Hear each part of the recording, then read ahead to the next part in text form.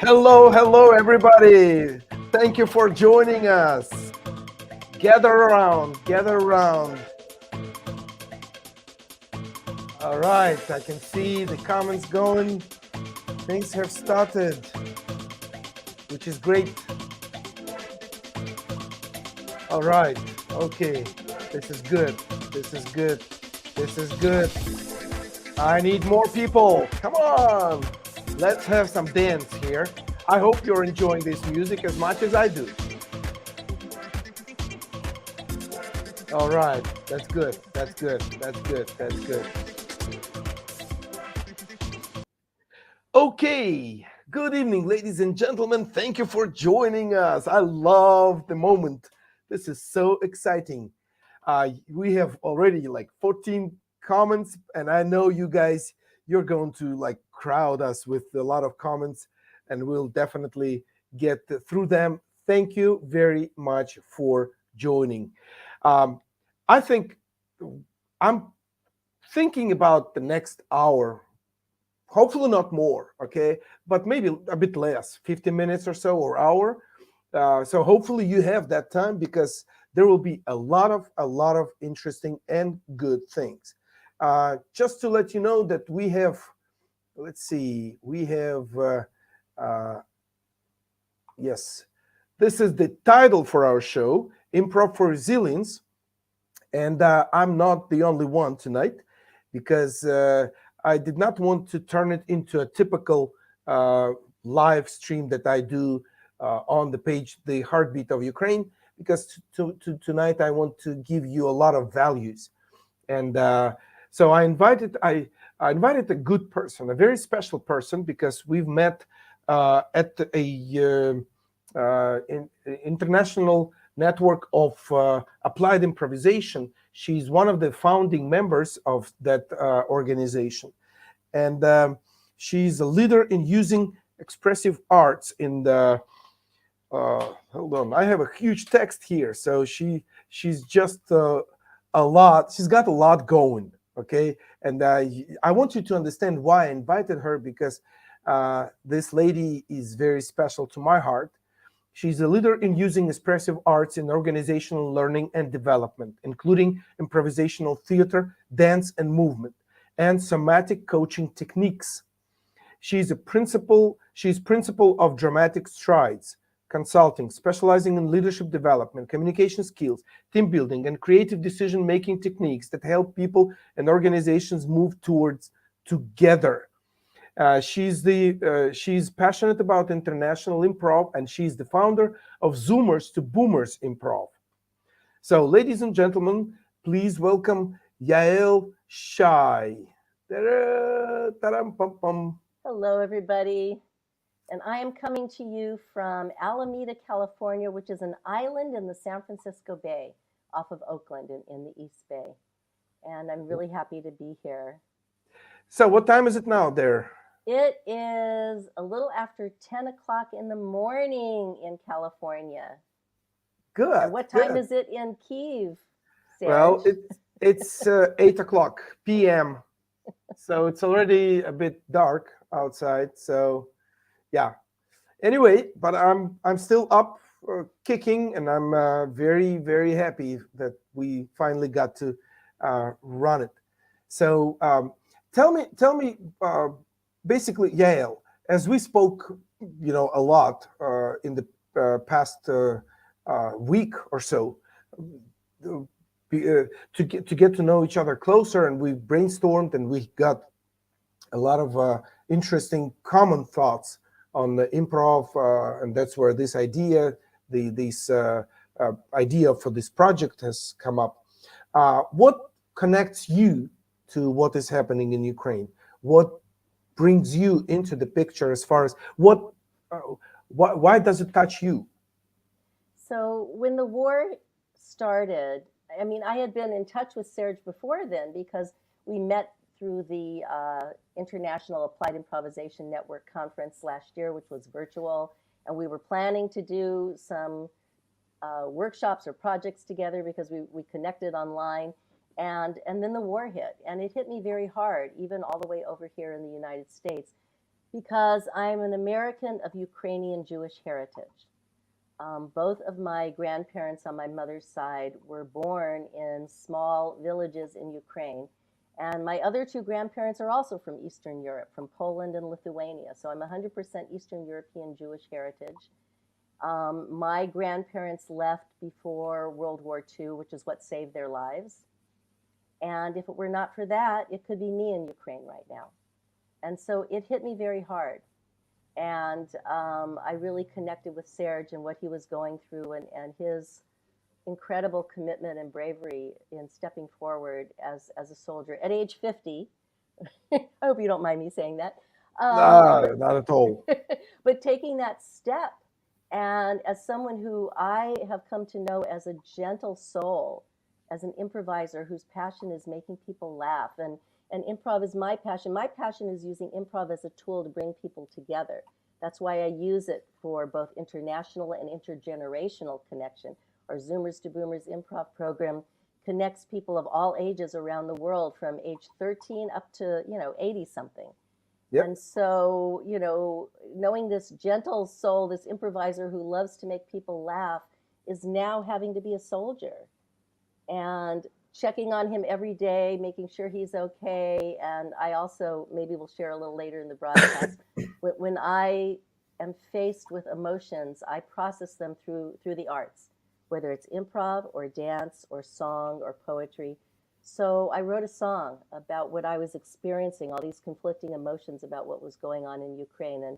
And I will share it a little later in this broadcast. But for now, I want to turn the mic over to Serzh, because he's prepared some examples for you of what was his life before the war versus what is it like now. And then we can also talk about how has he used his background as an improviser to deal with one of the most difficult situations one could imagine in life, being a soldier in a war zone.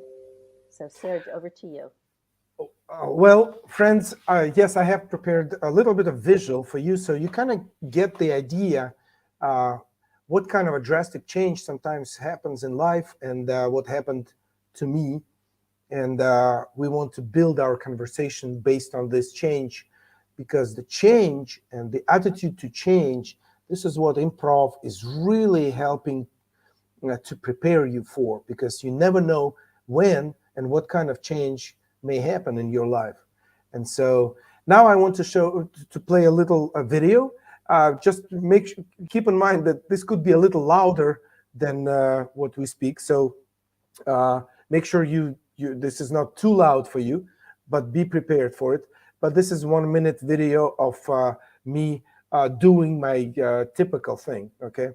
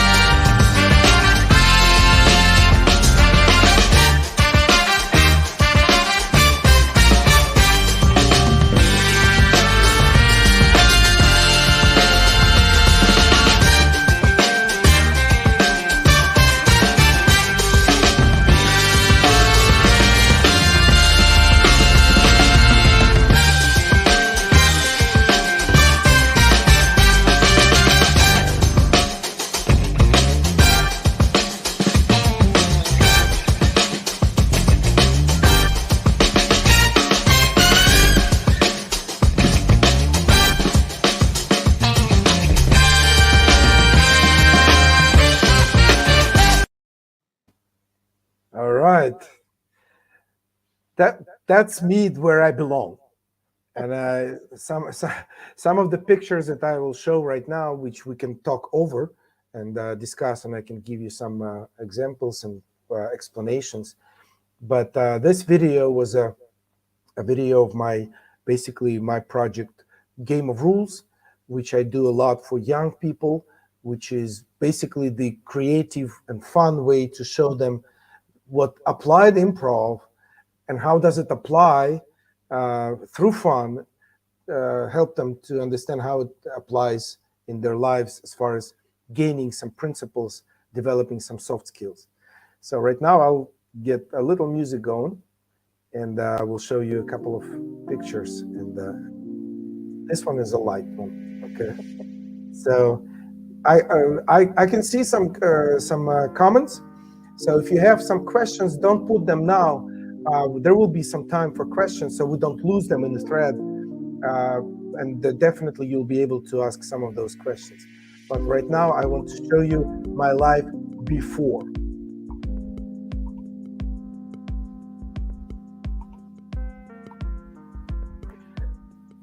These are some of the posters of my recent events, which I started, and of course, some of my movie making. I was playing a Texas guy. I was a very bad character. You can see I'm scary and dangerous. Yael, can you see that? Yes. Yes, I was doing my best. So here I'm trying to play a cop, which I enjoyed it. It's kind of, this is a very sincere and very serious, man. All right, now me being myself. The Tonight Improv Comedy Show in English, that's the only improv comedy in English that we did in Ukraine. And so this is us, very serious.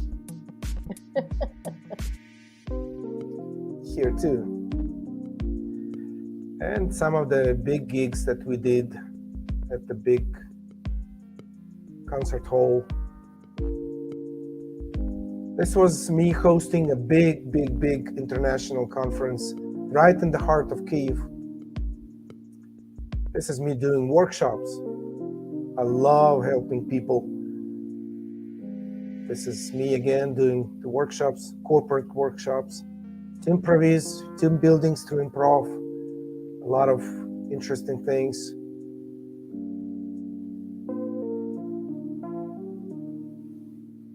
And this is me with teenagers, Game of Rules. This is the youth project that we started. And this was this summer. So, all right. This is very short kind of idea to show you what I was. Basically, the idea here is that I'm the least prepared for anything, the change that really took place in our life here in Ukraine. So, but February 24 changed everything, and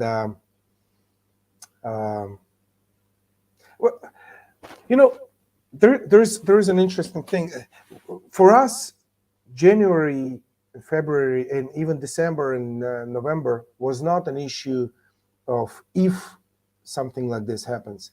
Basically, we knew that this is going to happen. So for us, it was an issue: when will it happen? That's why, thinking ahead, I thought, okay, and this is one of the improv principles. Okay, what can I do in this situation? What can I do in spite of all the things that I cannot change, but what can I change? I can get prepared. So I started understanding that it's better for me to join the territorial defense, the branch of the armed forces of Ukraine, as a reservist. And the idea was, if nothing happens, this would be another good hobby of mine. But when it happens, then I'll be prepared. I will know who I'm fighting with. I will know what to do, because it is scary when you have no plan. When you do have a plan, then it's not that scary. So, Serzh, did you have any previous military experience before that? I was 30 years ago, I was in the army as a marching band drummer. Oh, yeah. That's it. That's different. I saw a rifle one time when I took an oath. That's all. It was quite different. Though, of course, some discipline, some little things like this, yes. But it was still the Soviet army. Oh, yeah. So now it's completely different, because foot soldier, infantry, and all the assignments that we have, they're completely different than the marching band. I can show you some pictures from there. All right.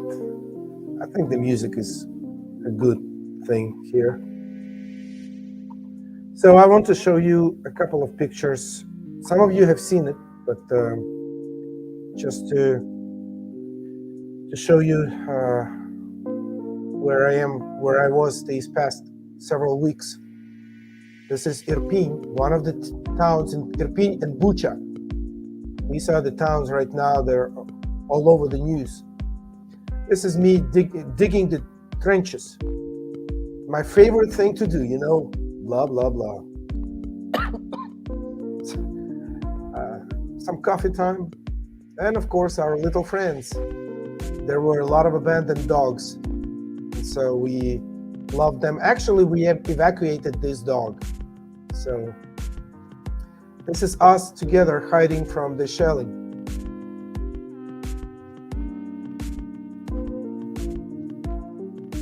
Not quite the stage, right? And the microphone.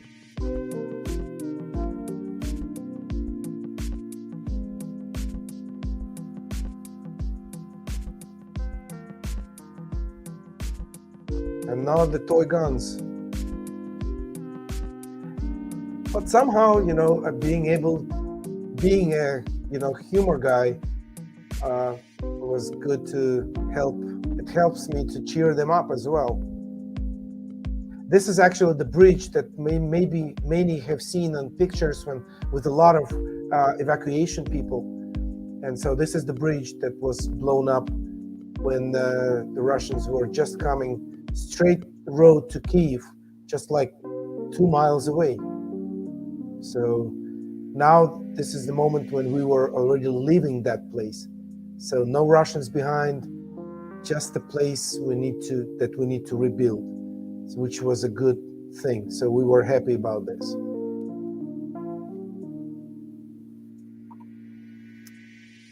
So that's it.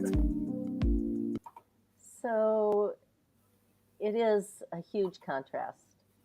And can you talk about how your spirit of your ability of being able to find humor, even in difficult situations, and your improv mindset of being in the moment, doing whatever you have to do in the moment, dealing with uncertainty, being resilient. Can you talk about how that has helped you to survive this experience without falling apart, and how it's also helped the other people in your company as your soldiers in a difficult situation?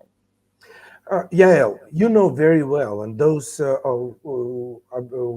our viewers who are connected with improv, you know there is a basic rule in improv, okay? Yes, and you accept the offers, you accept the circumstances, and means that you go on with them, you play with them, you develop them, and this is the only way how you can direct them into the right direction. You may not change what already took place. It already took place, so how can you go back in time?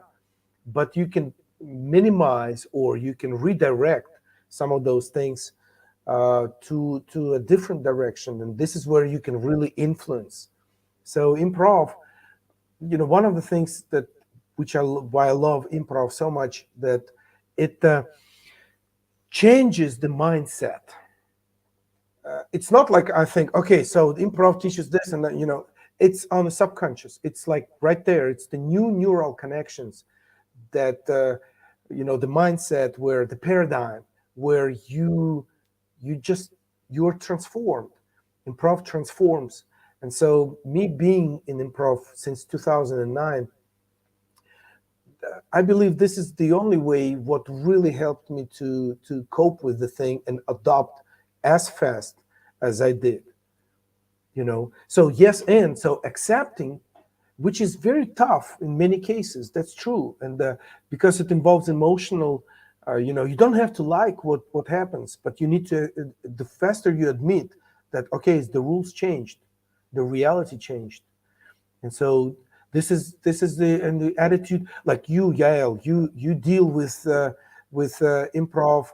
You've dealt on many different other daily life issues, right? Not just like with my war. Like we talked about this, but we can touch on that maybe later in other streams in a few weeks when I come back from the deployment. But can you say a few words? What other areas improv really helps to stay mental?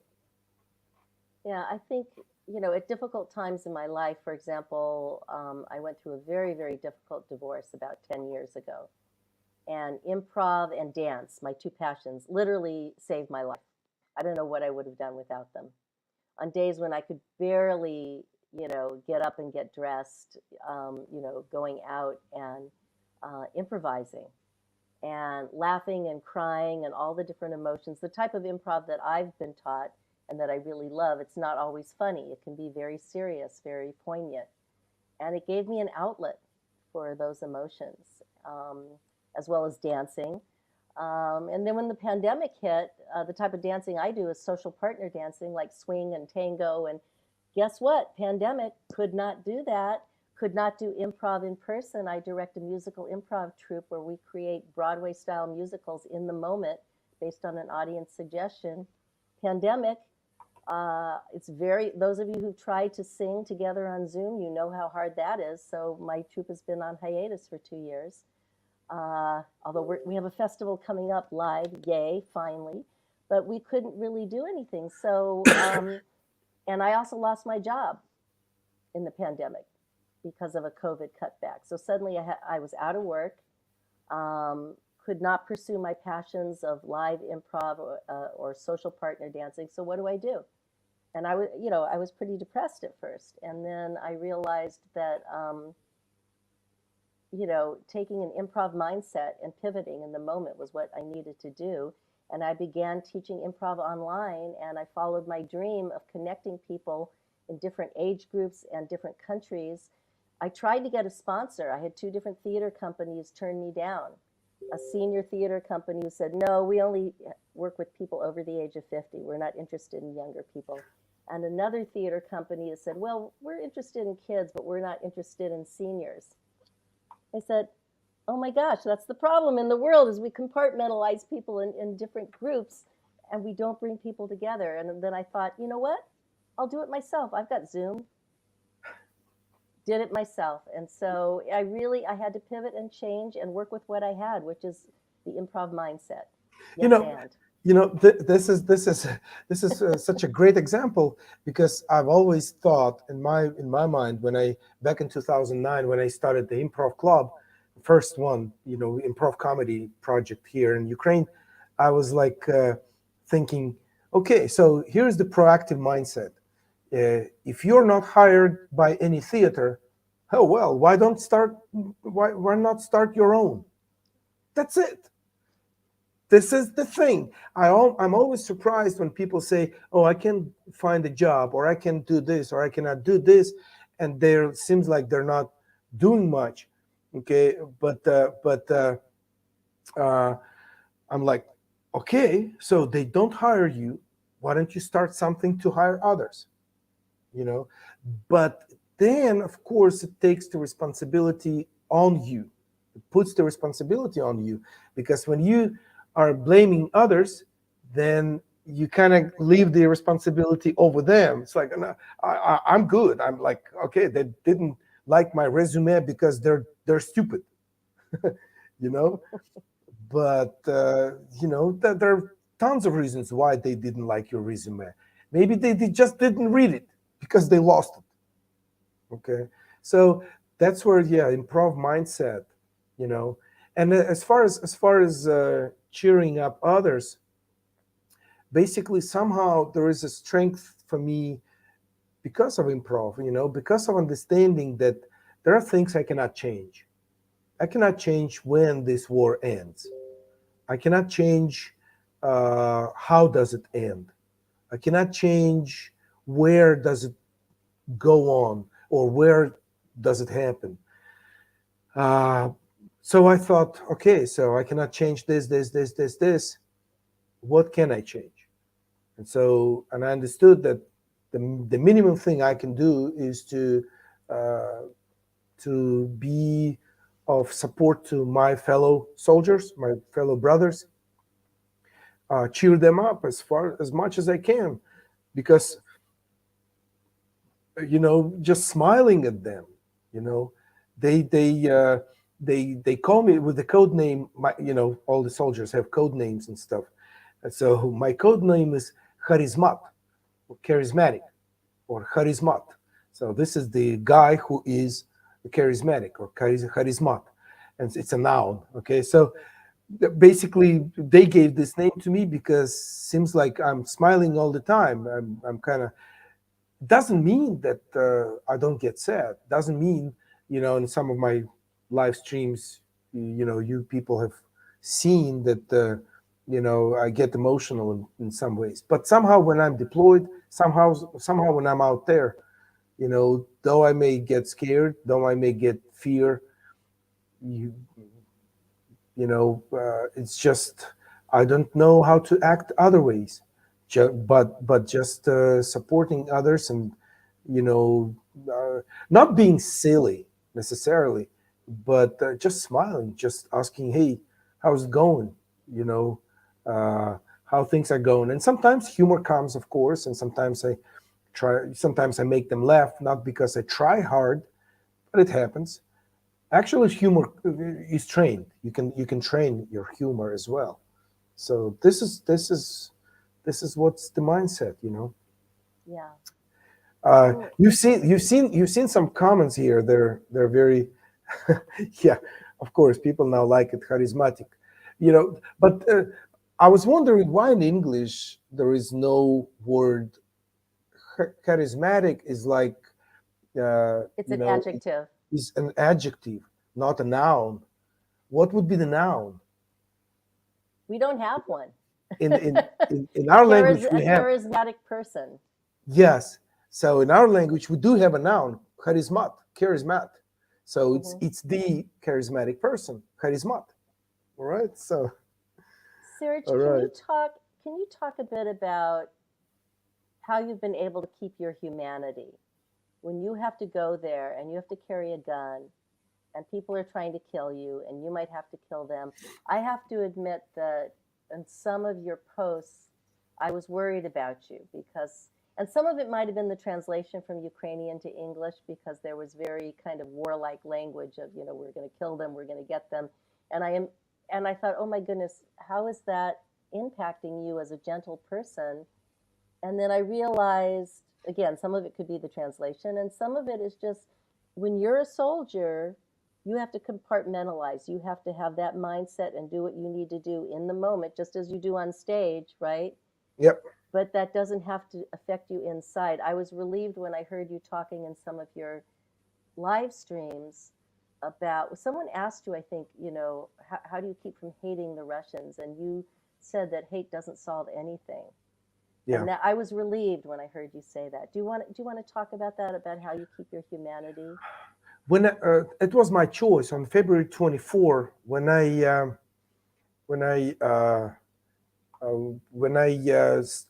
understood that, okay, the reality changed, the war started.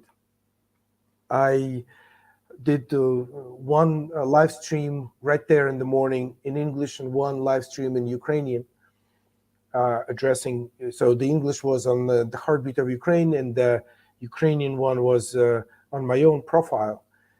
And basically I declared that, and I'm a very empathetic person.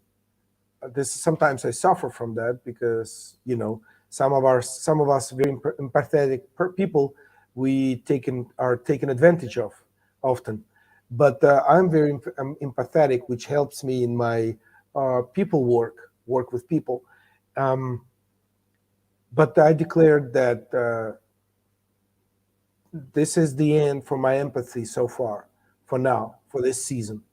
I'm not going to understand why they do what they do, why they act the way they act. I'm not going to understand, because this is what's going to make me lose my mental health. Because you cannot comprehend that. When you think about the massacre in Bucha and Irpin, and you think why and how. No, those questions you don't ask in war. It's either them or you. Out there, it's either them or you. So just pragmatic approach really helps me.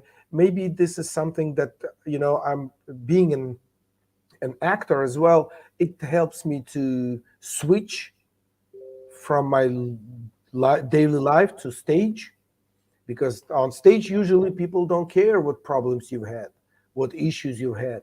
You're out there for them. So here I had to switch to a mode of it's either me or them. That's it. No, not a lot of choices I have. And so, uh, do I have to?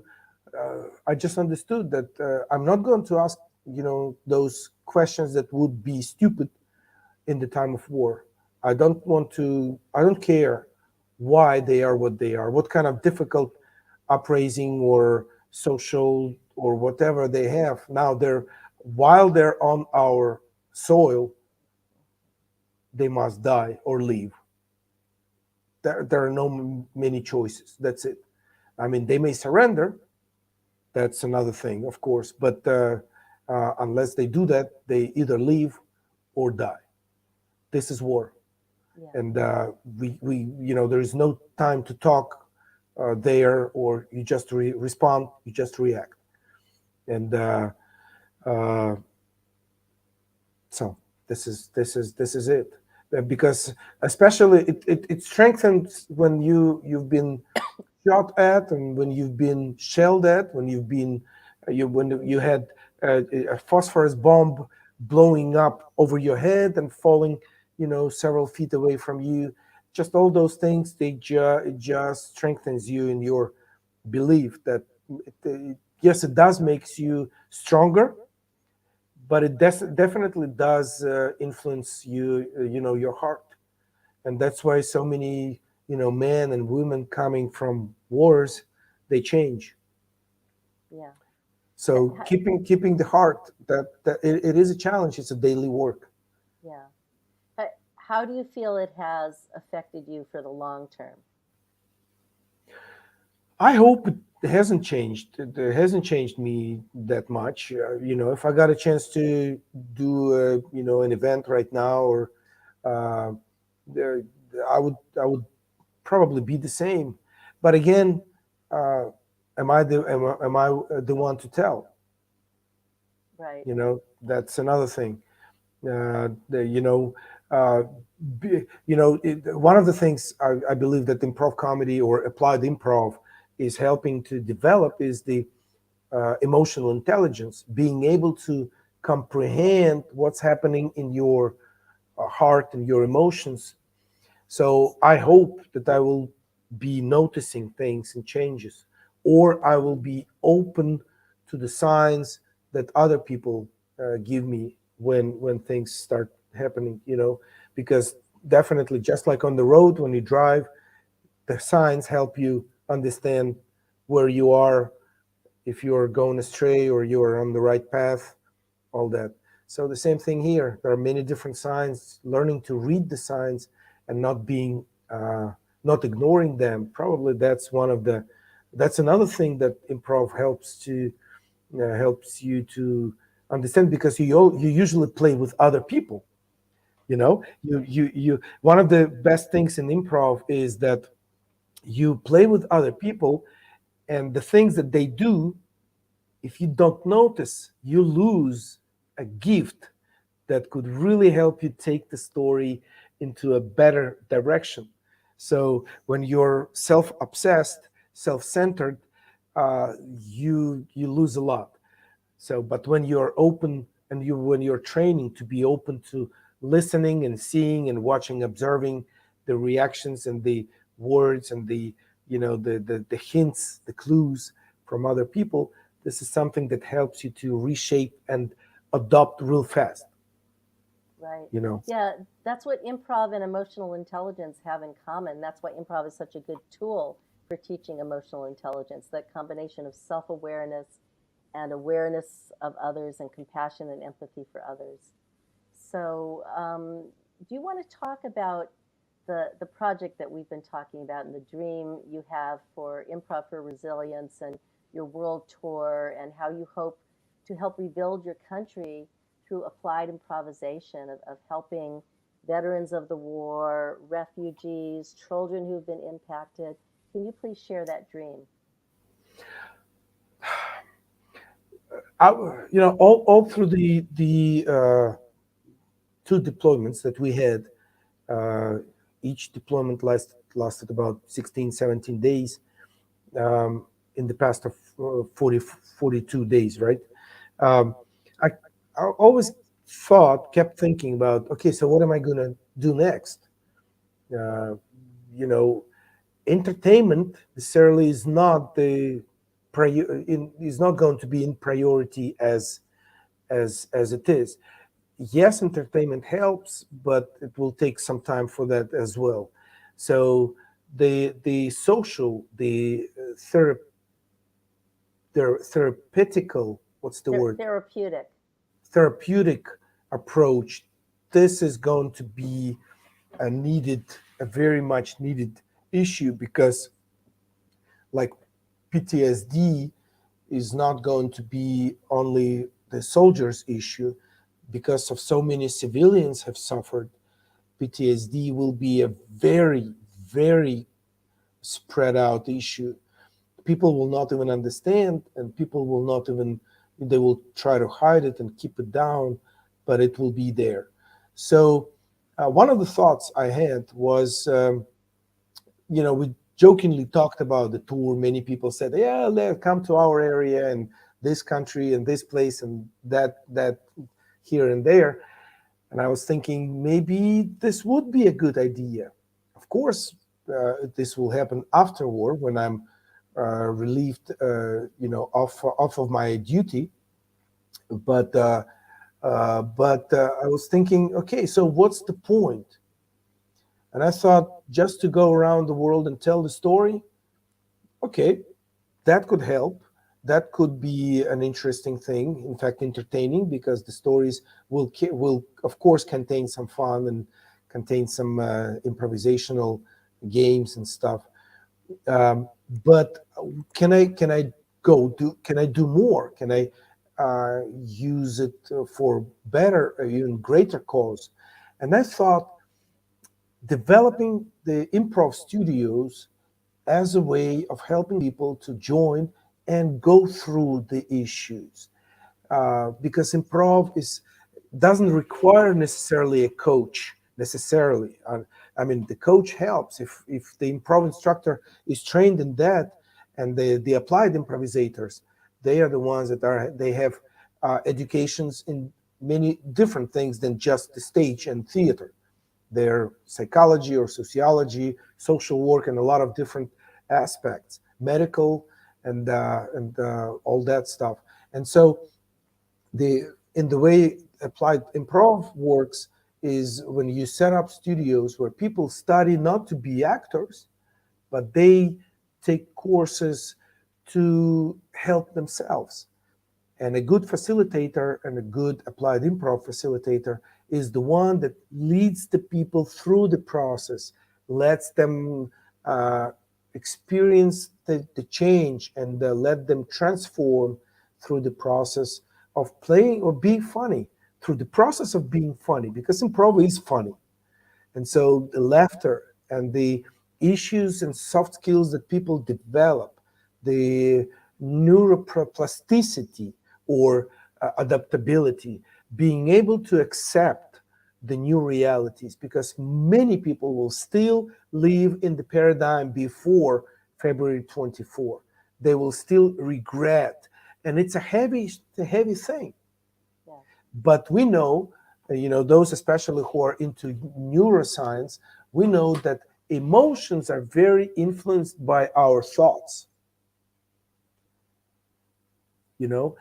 Because the emotions appear, by itself. You cannot control it. But how long will it stay, and how they evolution, evolve, it will depend on you. Do you, and then with the thoughts, do you bring it back? Just an idea, just a thought to understand. Like, how many of you, you understand that, like, you have a fear of night, of dark, and most of it you make different pictures, and it even worsens your fears of dark. Somebody behind the corner, somebody's under your bed, somebody's there, and you just create the pictures, and your fear grows and it stays longer. Whereas usually the emotions last very short. They just happen, and then you find a peaceful way out. But then if you support it with your thoughts, then it stays and it brings harm and hurts your soul. So improv really helps with your thoughts, the way you direct them, the way you let it go and you adopt. Because even one session of an hour and a half of improv, you adopt hundreds of times to a lot of different new settings, right? Right. Yes, and actions, behavior, right? So we have emotions, we have thoughts of how we process those emotions, and then we take action, we exhibit behaviors based on that. That's a choice. Yep. We may not be able to control the emotions. We have some control over our thoughts. We definitely have control over our actions and behavior. And so there are choices we can make, how we respond to those difficult times. We can't control what happens to us, but we can control how we choose to respond. And Yep. that's very much an improv mindset. Exactly. Because sometimes people are afraid to be spontaneous because they cannot control their thoughts and their but then being spontaneous and training being spontaneous, you really learn to just control ourselves. That's pretty much it, you know. So do you want to say more about your thoughts about how Yeah, the world tour and what you might be sharing in different places around the world, and what kinds of venues, what kinds of help you want from people, and how you then want to raise money to build these improv programs in Ukraine after the war? Yeah. There have been, in the past several years, there have been a lot of different improv studios and little uh, uh, like drama clubs and little places that do improv have appeared. And so, of course, after war, it's going to be like completely different for them, difficult to relaunch, starting with ability to rent something, facilities and places to run the studios and help people and stuff. So one of the things I was thinking is, and I'm a delegation person. I'm the guy who understand that it's better for me not to do it myself, but it's better to develop a system where many other systems start working. So having this, having laid this foundation, this ground with the platform, the heartbeat of Ukraine, I started thinking that, hey, maybe this is something I'm called for, and I will be able to raise funds to offer the scholarships to those clubs, to those studios, maybe a help for 1 year, help them relaunch. So 10, 20, 30 studios at the same time start working, providing them some more training of applied improv, because most of them are into comedy, improv comedy, and they don't have much knowledge about the daily issues and how improv really changes lives and how to systematically approach those issues. So providing them with that training and releasing them to develop the work in their areas with the priorities of soldiers, refugees, and all the people that and children and teenagers and children. And so the laughter and the soothingness, that's the word I think I want to use, the soothingness of improv, because improv soothes wounds. Is that the phrase I can use? We don't have a word for soothingness, but we should. I like it. Okay. So, yeah. So the verb is just an adjective. You say that something is soothing. but it's not a Yeah, noun. so improv is soothing wounds or Yes. healing wounds. Yes. But I think soothing is a good, I don't know, but improv is healing. Yes.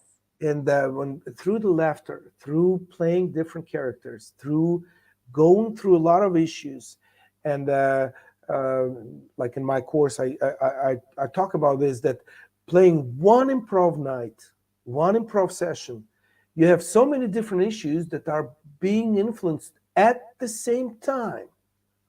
Really, you have proactivity, you have a mindset, you have your approach to life, ability to see possibilities versus hindrances, communication, listening to the seeing the cues, seeing the possible. There's so many things. The emotional intelligence, observing your own emotions. There are tons of things happening at the same time, and new neural connections are being developed that the person wakes up. And I'm not afraid to say that, but it sounds like a mystics or whatever, but it does happen when the light bulb goes on, and it's like, oh, I've been looking at the things I can't change, but I ignored the things that I can, Right. you know? And I'm very impressed, Serzh, at how you came to these conclusions on your own. You taught yourself improv, then you discovered applied improv on your own. You didn't even know that there was an international community of people doing this. I heard No, this story from so many people who find the Applied Improvisation Network in different countries, in France and Japan, in Ukraine, and they say, "Oh, I thought I was the only person doing this. You mean there are others out there?" And so it's just kind of incredible. And the fact that you want to then train people throughout your country to help heal people through improv, I think is wonderful. Can you share with people who are listening how they can help? And maybe you can also post the Google form, if you can, if I there's a link think I on your can. post Yes, I app so think I people can can. click on it. It's asking people if they'd like to help with this. God willing, the war will be over soon, and Serzh will embark on visiting different countries and doing talks, doing keynotes, doing workshops, raising money for this Improv for Resilience program. And our dream is that, starting with Ukraine, because that's where the need is right now, but then it will go international. There are places all over the world, unfortunately, that need healing, where applied improv could help. And improv teaches resilience of how to deal in those tough times. I've just shared in the comment section the Google form where basically I'm asking there. Uh, I've kind of listed a few things that I think we may need as far if we mean a big project, not just 1-2 gigs. Um, so those of you that believe with what and you want to help, uh, just try to see what you can do. Just leave your information and give us your thoughts. There are some things that specifically I asked, and there is a section where you can just say what you can do. Somebody mentioned somewhere in the comment sections that you didn't fill out the form because you don't have all those expertise, but maybe I missed something. Okay, you don't have to have some of those expertise. Maybe you will just be able to help us with some whatever data or mail outs or little things like this, or help us spreading the word among your friends, helping to raise so money. Yeah. anything, just if you want to be part of it and you don't know exactly where you fit, just leave us the information, and we will do a mail out. We will kind of organize it a little bit into a structure some kind, so we can do a Zoom talk with all of you that leave the information, and we'll do some brainstorming, just like in improv. When we do improv, usually we have a suggestion from the audience and no preconceived ideas, no scenario, no script, nothing. We just know, we don't even know the first step. The first step is to take a suggestion, something that would really inspire us, right? But then somebody starts a scene. That's it. And that somebody doesn't even know what he's going to do. He knows maybe just one step. Okay, I will do and start doing this. Okay, now the understanding comes that I'm doing, like, fixing a box. Okay, so and then somebody else comes and says, "Oh, did you break my box?" Okay, so somebody adds another idea, and then I say, "Yeah, I'm sorry, but it fell down, but it was not me, it was the cat." And so, we're building the story little by little, and we're accepting the offers. And the audience, they're like, how in the world 2, 3, 7 people create a story for about an hour, and it's hilarious. It's got a plot, it's got this, storyline, it's got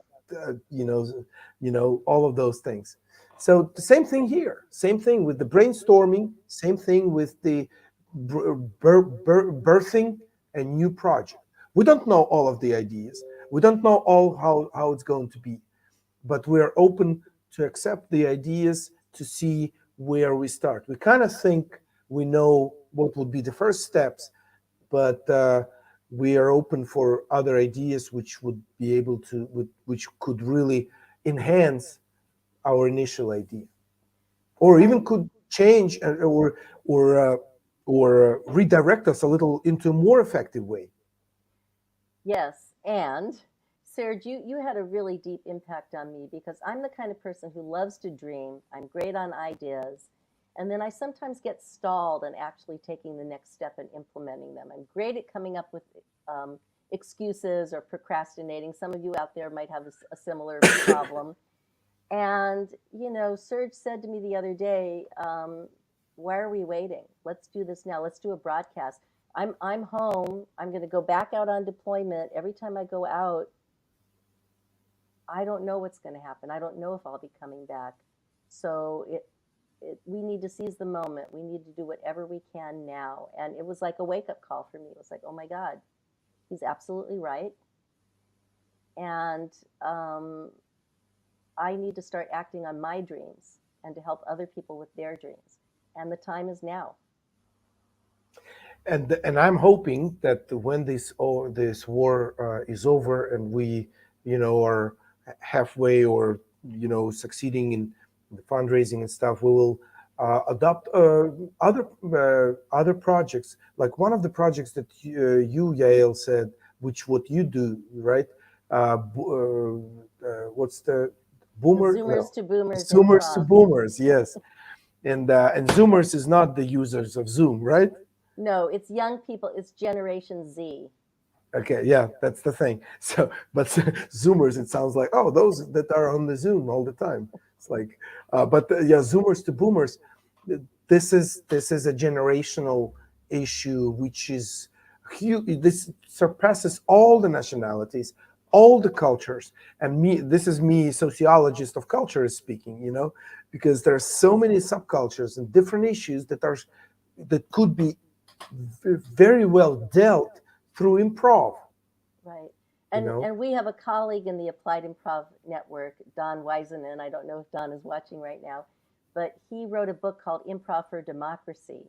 And he's doing workshops that get together liberals and conservatives, Democrats and Republicans in the United States, where we are more divided than we've ever been since the Civil War. And he's getting people together to talk to each other using improv as a vehicle. So Exactly. We have a dream that this Improv for Resilience could be very big at looking at ways to bring people together to deal with big problems through shared play and conversation and finding ways to be resilient. Yep. We have Amy watching us. Okay, one of the Applied Improv, yeah, experts, and very famous, very, very smart. So, all right, I'm trying to find some of the comments here, and well, Serge, all right. I'm thinking while you're looking at that, do you want me to share the song that I wrote? Yes. Hold on, one comment, and I'll take it down, and I would love to have your Reading the room is another improv skill. A lot of people could that. Could use So that probably. you could use that, yeah. So yeah, I mean, there's so many things that improv does, So, but now because of the situation and because of time, definitely, I promise that I want to hear that song, and so take it away, Yael. Okay. So I'm getting over a cold, you guys. My voice is not as good as I wish it was. I wish it were. But in addition to improv, another one of my passions is writing poetry and songs. And particularly when I'm in a difficult moment emotionally, it's a way of processing my emotions. So thinking about this horrible war in Ukraine and about my heritage of my grandparents coming from there, I wrote this song, and it's really in honor of the brave Ukrainians that are fighting for their country, like Serzh, and in memory of my grandparents. My grandmother came from the village of Obertin, my grandfather from the village of Zhvanets, and there were no Jews left in either of those villages after World War II. So, had my grandparents not gotten out, I would not be here. So, the song is called In the Land of Obertin. And hold on a second here, I'm just going to get my note.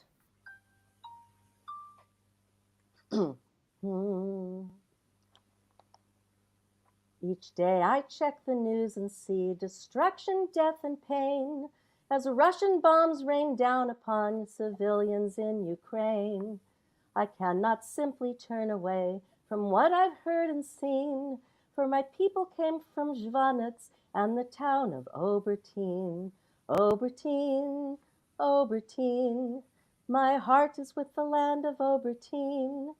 Obertin, Obertin, dear God, protect the land of Obertin.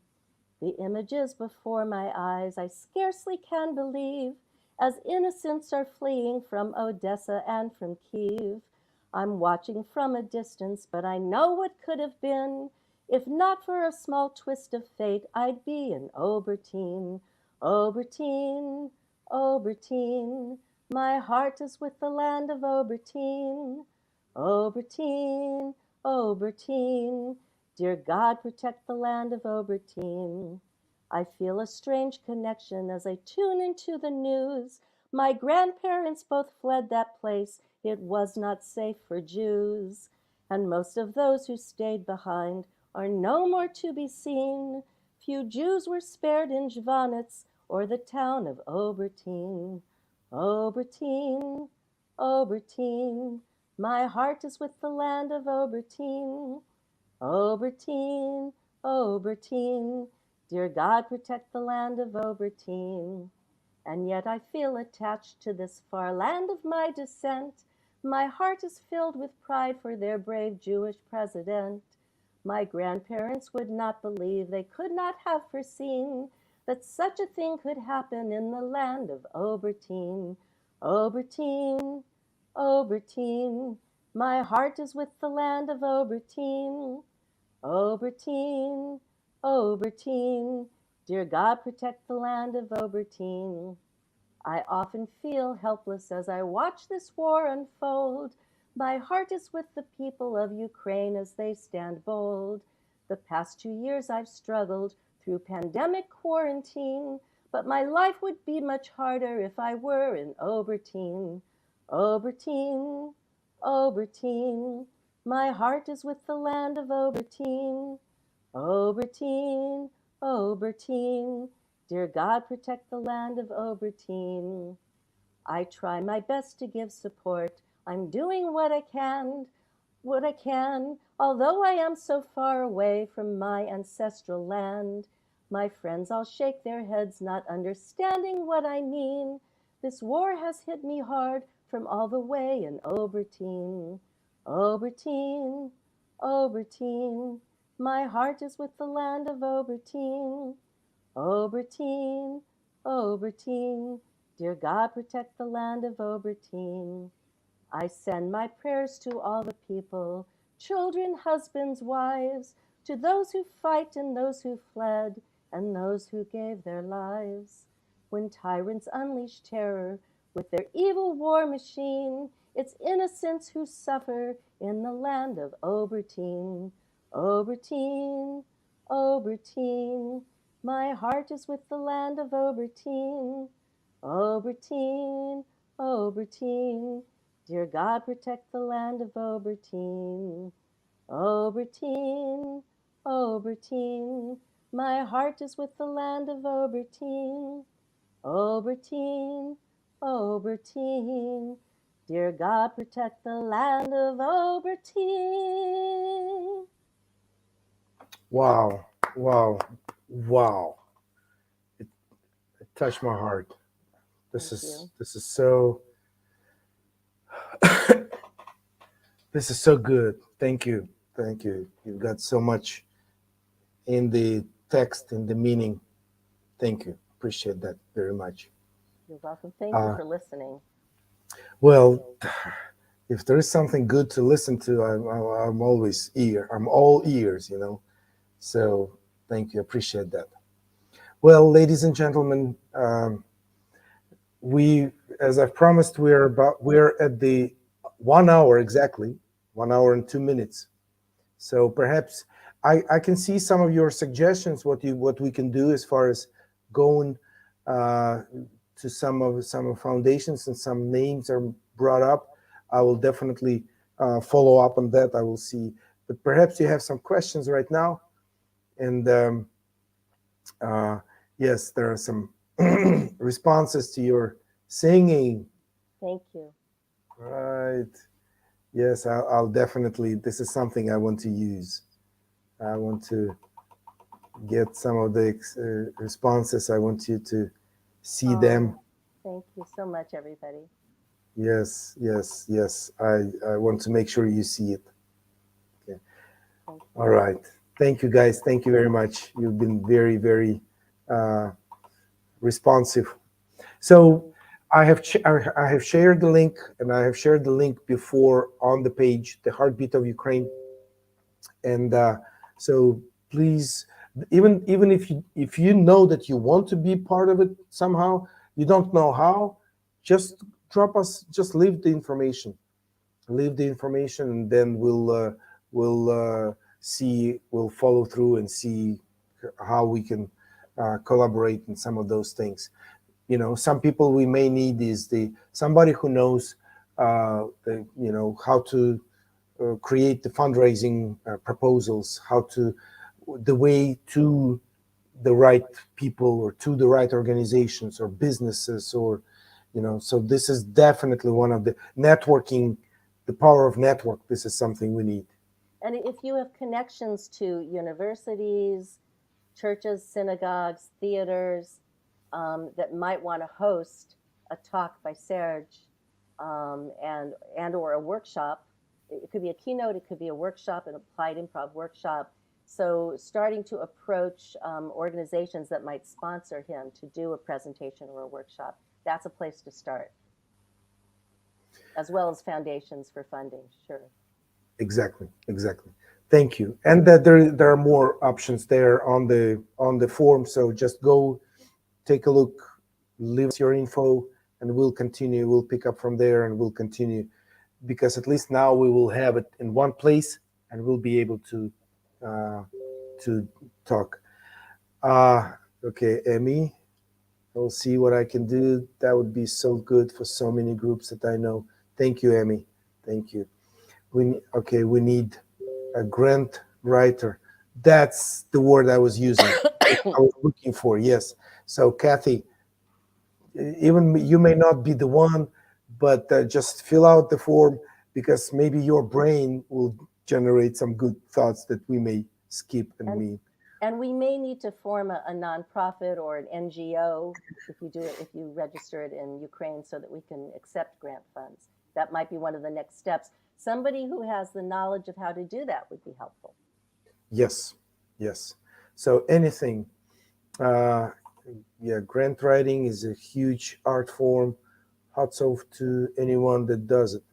Well, we believe that we can find the best one for this cause, and so this will go on way beyond just this war.